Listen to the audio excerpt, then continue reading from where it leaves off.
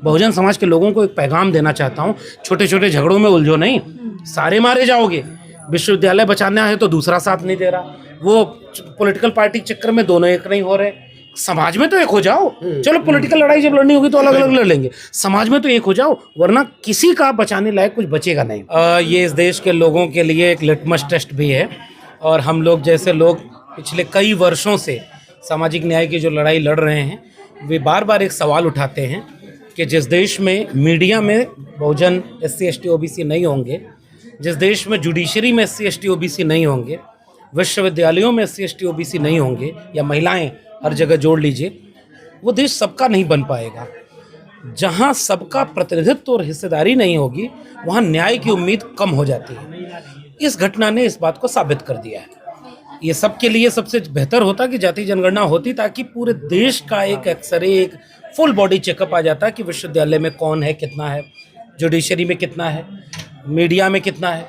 और जब वहाँ कम लोग होंगे तो वो जो लोग वहाँ नहीं होंगे उसके मुद्दे पर बात नहीं होगी, और जिनके मुद्दे जुड़े हुए होते हैं और जिनके आका से उनको परमिशन मिल जाए, वो रोज उस पर टीवी डिबेट कराएंगे। अब एग्जाम्पल के तौर पर UGC एक कानून बनाती है भारत सरकार, और वो ये कहती है कि समता समिति बनेगी।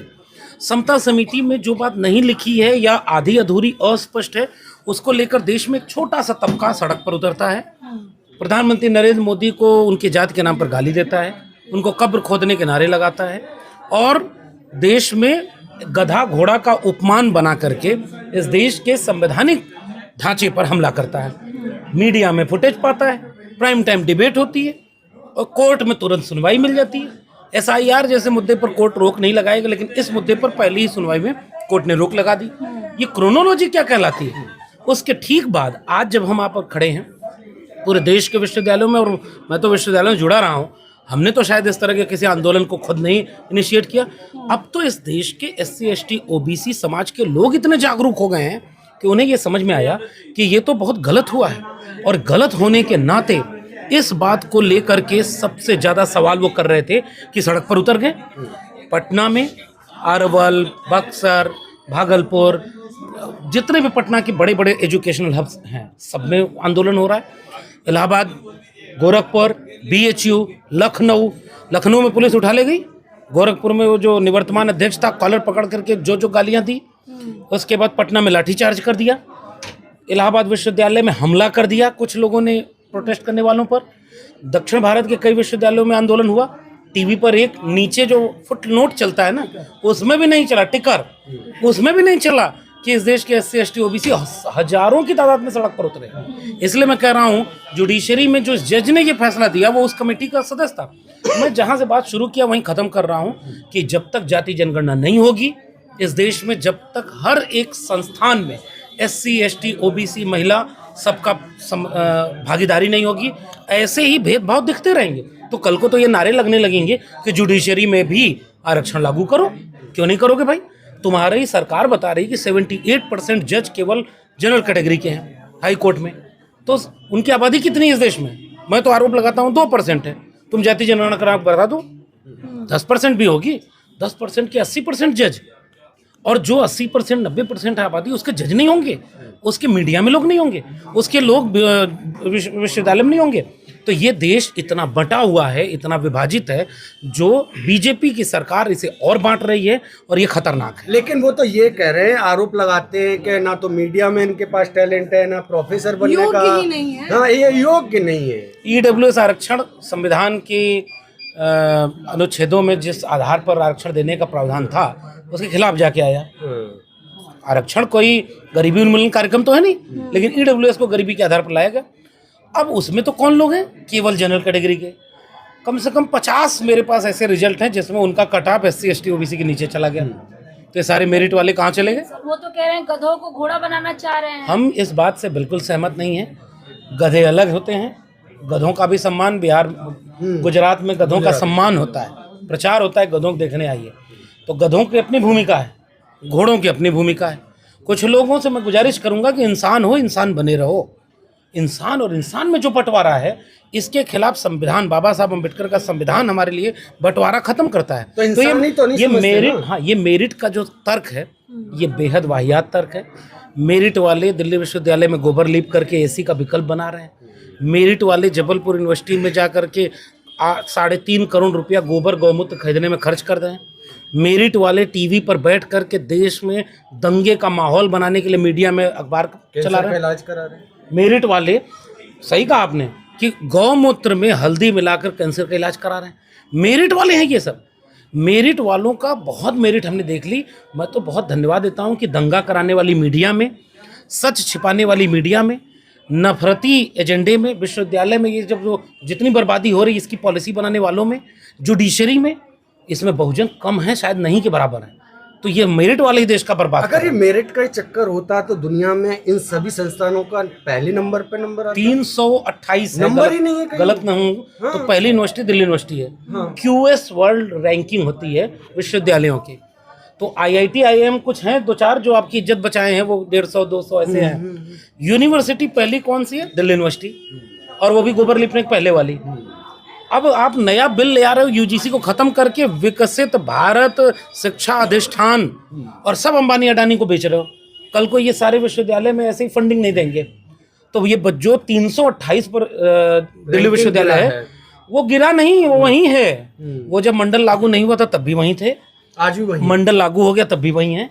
इनके विश्वविद्यालयों में कूड़ा भरा रहता है। अच्छे प्रोफेसर हैं, हमारे भी बहुत सारे अच्छे प्रोफेसर थे, उनको मौका कम मिल पाता है। बुरे लोग अभावी हो गए और RSS ने सब बुरों को एक साथ जोड़ दिया। वही प्रिंसिपल, वही वाइस चांसलर, वही प्रोफेसर, वही डीन, वही, और सब कबाड़ा कर रहे हैं। तो ये कहाँ से दुनिया में रैंकिंग ले जाएंगे? और ये सरकार चाहती है कि शिक्षा बर्बाद हो ताकि अनपढ़ गंवारों की भीड़ पैदा हो, दंगे में लड़े या 5 किलो अनाज पर जिंदा रहे, शौचालय के इस्तेमाल। ब्राह्मण समाज कह रहा है कि एक रोवा नहीं उखाड़ पाए और कुछ ही दिनों में हमने बिल वापस भी करवा दिया। उन सबों का मैं कोई टिप्पणी नहीं करूंगा। मैं ये कह रहा हूँ कि सरकार ये करवा रही है। कि बीजेपी चाहती है इस तरह का बयान दे करके SC ST OBC को उकसाया जाए। वो चाहती है कि इस तरह का अपमान करके SC ST OBC सड़क पर आकर के हिंसा करे। मैं कहूँगा SC ST OBC से बाबा साहब अम्बेडकर का संविधान हाथ में रखना, अपने हक को लूटने मत दो। जो कौम जिंदा नहीं रहती उसके हक अधिकार ऐसे ही छीने जाते हैं। हक अधिकार बचाने के लिए लड़ना पड़ता है। लड़ने के लिए संविधान का रास्ता अपनाइए। संविधान, आप हिंसा करेंगे, आप एक बयान ऐसा दे दीजिए तुरंत बुलडोजर चलेगा, मुकदमा हो जाएगा। तो इस तरह की हिंसा की प्रतिक्रिया बहुजन समाज न करे। आपके पास संख्या है और संख्या के आधार पर बाबा साहब का संविधान हाथ में लेकर के अपने हक को बचाओ, वरना तुम विश्वविद्यालय को बर्बाद होने से नहीं बचा पाए। NFS नहीं रोक पा रहे, बैकलॉग मिल नहीं रहा, आरक्षण खत्म हो रहा, देश प्राइवेट हाथों में बेचा जा रहा है, और ऊपर से जाति जनगणना नहीं हो रही। तो फिर आपके मुद्दे हैं कहाँ इस देश को चलाने? PM मोदी का सवाल ले लेते हैं। उन्हें जाति सूचक शब्द बोले गए, PM मोदी का कोई बयान नहीं आया, BJP से भी कोई बयान नहीं आया, लेकिन हमने देखा कि आप लोग खुल के इस बात को रख रहे हैं। तो जब BJP को आपत्ति नहीं है, प्रधानमंत्री को आपत्ति नहीं है, तो आप लोगों को आपत्ति क्यों? हम चाहते हैं कि इस देश में किसी भी व्यक्ति को उसके जात के नाम पर गाली न दी जाए। इस देश के SC ST OBC, मैंने किताब लिखी जाति जनगणना, उसमें कुछ गालियों का जिक्र किया है। मैंने पिछले 100 साल में जो SC ST OBC का आंदोलन था, वो आंदोलन कैसे खड़ा हुआ, अगर जाति जनगणना न होती तो वो आंदोलन 1931 तक मजबूत नहीं होते। और जब वो जैसे यादव लोग थे 1911 में, मैंने अपनी जाति जनगणना वाली किताब लिखी, 11 और 25 तक के बीच में जनेऊ पहनना शुरू किया, जनेऊ आंदोलन। हत्या हो गई, हमला कर दिया, घेर के मारते थे। कुर्मी क्षत्रिय महासभा, कोयरी क्षत्रिय महासभा, यादव क्षत्रिय महासभा क्यों बनी थी पता है? क्योंकि वहाँ पर 2 कानून था। अंग्रेजों को ये समझा दिया कि क्षत्रिय ही बहादुर होते हैं, तो सेना में भर्ती वो केवल क्षत्रियों को करते थे। तो इन किसान जातियों ने कहा कि हम क्यों नहीं क्षत्रिय हैं, हम क्यों नीचे हैं, जरा बताना। मौर्य वंश हमारा, पाल प्रतिहार वंश हमारा, गुर्जर वंश हमारा, हम भी क्षत्रिय हैं। इसी वजह से आगरा से जाटव का उदय हुआ। महासभा, सारी महासभा बनी, और आदिवासियों की भी महासभा बनी। वो क्लेम कर रही थी कि मेरी आबादी इतनी है, मुझे सम्मान और हक अधिकार, सम्मान, संसाधन सब चाहिए। जब वर्चस्व टूटा ना, तो उस टूटने की वजह से इन लोगों ने पूरे देश में आपस में लड़ाना इन्हें शुरू कर दिया। तो मैं केवल उनसे ये कहूँगा कि गाली कोई किसी को न दे, लेकिन कितनी गालियाँ सवर्ण के जातियों के तो खिलाफ गालियाँ नहीं। हमारे यहाँ तो अहिर को अहिरा कहने में बड़ा आसान होता है, और उन लोगों की जातियों के नाम में तो जी और आदरणीय क्या क्या चलता है। हम चाहते हैं कि जितना सम्मान हम तुम्हारा करें उतना सम्मान हमारा करो। बाबा साहब का विचार है, डॉक्टर लोहिया कहा करते थे जाति तोड़ो। तो हम नहीं खुश हैं इस बात से कि प्रधानमंत्री को गाली दी गई। वो तो एक तो तेली हैं भी नहीं, तेली और घांची में बहुत बुनियादी अंतर होता है। घांची घी के व्यापार से जुड़े हुए लोग हैं, मजबूत लोग होते थे, और बाद में उन्होंने OBC में अपनी जाति जोड़ दी। चलो फिर भी एक फर्जी ही सही, हम इस तरह के डिबेट को मान भी लें, तो उनको तुम तेलिया कहोगे? तेली इंसान नहीं होता, तो जतरा बिगड़ जाए, एक लालू यादव का भाषण जाके देखिएगा कि हम लोग घर से निकलते थे तो ये अमर सब समझा के बैठा रहता था कि तेली न सामने पड़ जाए तो जतरा बिगड़ जाए। इतने कुर्मी का लइका करम से, कोयरी का लइका कलम से हीन और हाथ में खुरपी मोथा बीन। तो यही तो हो रहा था ना कि अब दूध वाला जो दूध बेचने वाला से यूनिवर्सिटी में पढ़ाएगा। मैं यही कह रहा हूँ, ये बाबा साहब के संविधान की देन है। हाँ। ये मंडल आंदोलन की देन है।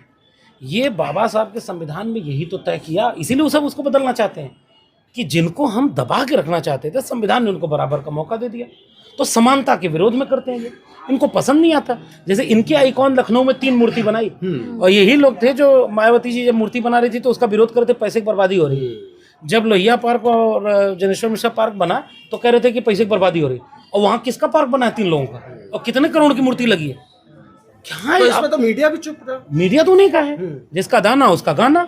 हम ये चाहते हैं कि इस देश में संविधान के आधार पर समानता, न्याय, और चाहिए ये इसलिए भी जरूरी है कि जैसे यूजीसी बनेगा तो यूजीसी के बनने पर विश्वविद्यालय अगर सबके होंगे तो ऐसे ही सबकी मीडिया बने, सबका जुडिशरी बने। हम कह रहे हैं जुडिशरी में आरक्षण क्यों नहीं होना चाहिए, मुझे एक व्यक्ति खारिज करके बताए।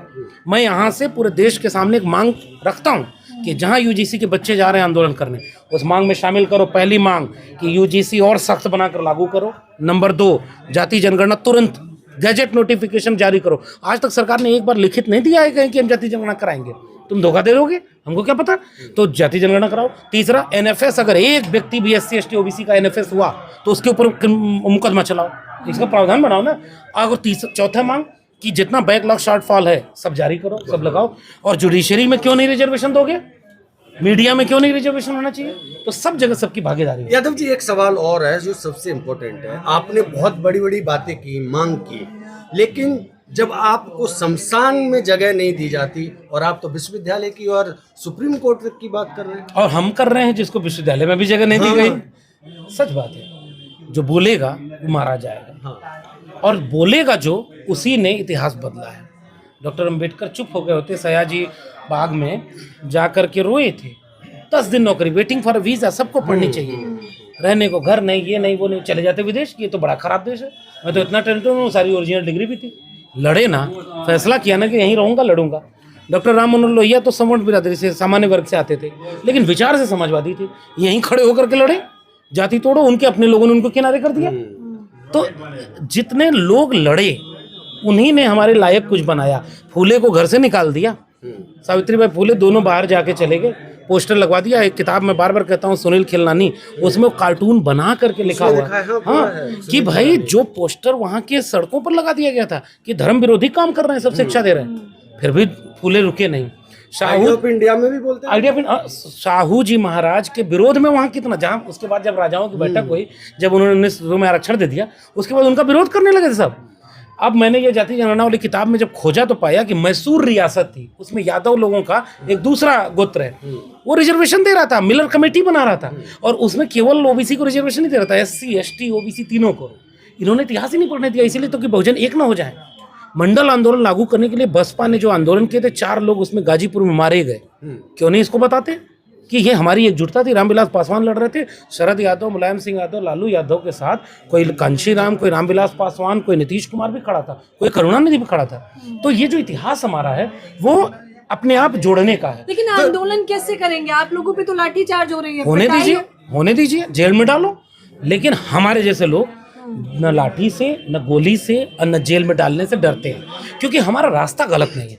हम किसी व्यक्ति, किसी जाति, किसी भी संस्था के खिलाफ नहीं है, हम न्याय के पक्ष में हैं, और न्याय के लिए हमारी लड़ाई लड़ेंगे। और हम बाकी लोगों को भी ये पैगाम दे रहे हैं, भाई गुलाम रह करके, चाहे घुटनों के बल रह करके जिंदा रहने से अच्छा है कि अपने पैर पर खड़े होकर के अपने स्वाभिमान के साथ जिंदा रहा जाए।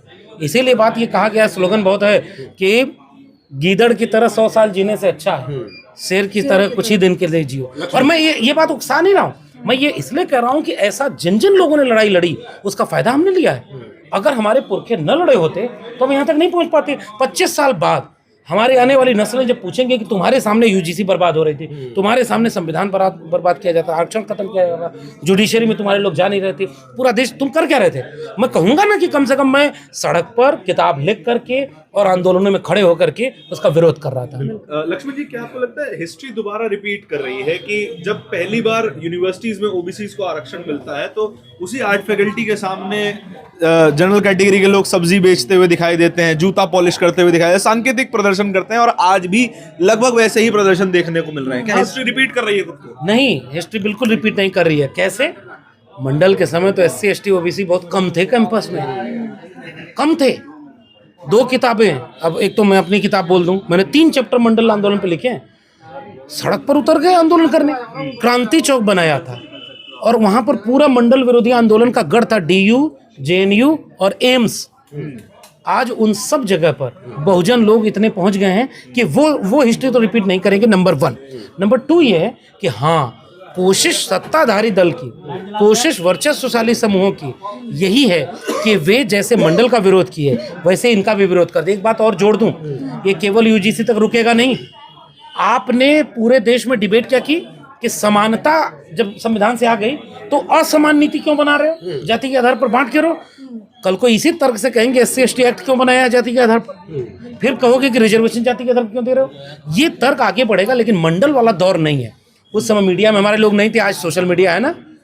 उस समय तो अखबार लिख रहा था कि मंडल में पूरा देश जल रहा है, आज तो आपके जरिए पूरा देश देख रहा है। मीडिया हमें नहीं दिखाएगा, टेलीविजन चैनल। मुझे ही टीवी डिबेट पे बुलाया था जब उनका विरोध हो रहा था, अब क्यों नहीं बुलाते मैं ये सोच रहा हूँ, क्योंकि अब तो उससे बड़ा विरोध हो रहा है, देश भर में विरोध हो रहा है। इससे ये समझ में आता है कि सत्ता किसके पास है। बहुजन समाज के लोगों को एक पैगाम देना चाहता हूँ, छोटे छोटे झगड़ों में उलझो नहीं, सारे मारे जाओगे। विश्वविद्यालय बचाना है तो दूसरा साथ नहीं दे रहा, वो पॉलिटिकल पार्टी के चक्कर में दोनों एक नहीं हो रहे। समाज में तो एक हो जाओ, चलो पॉलिटिकल लड़ाई जब लड़नी होगी तो अलग अलग लड़ लेंगे, समाज में तो एक हो जाओ, वरना किसी का बचाने लायक कुछ बचेगा नहीं। ये मेरा पैगाम है। Thank you.